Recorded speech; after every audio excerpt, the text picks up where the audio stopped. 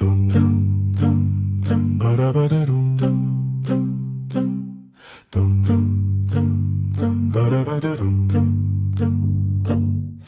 dünya bir uçuk dağma benzeri, kapısı örtülmez, küleyi bitmez.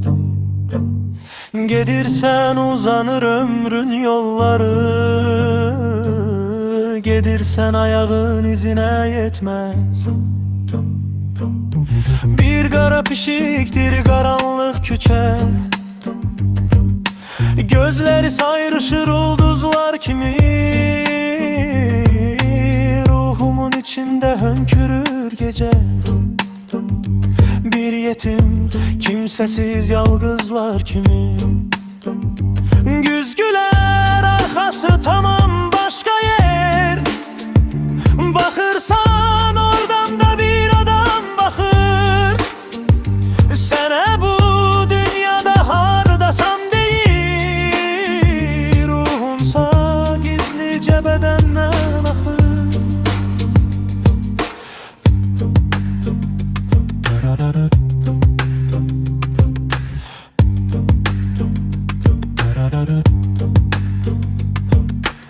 Ölümde nedir ki gölge oyunu, divara dokunan ellerin resmi. Tanrı bu dergahta çekir soyumu, sesime ses vermir bəs niye resmin.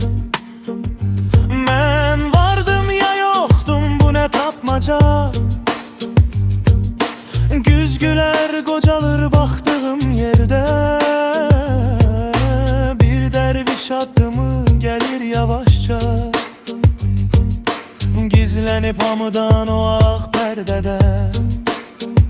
Güzgüler arkası tamam başka yer, bakırsan oradan da bir adam bakır. Sene bu dünyada hardasan değil, ruhunsa gizlice bedenden akır. Göğün katlarında bir kapı var bak, açarı itirir melekler çoktan. Biz ki bu dünyaya geldik darıxmaq, bir de yok olmak için bu boyda yoktan. Bir ağaç pıçıldayır gecenin dilinde, yarpaqlar tökülür zamanı sayır. Benim bu ömrümün qərib elində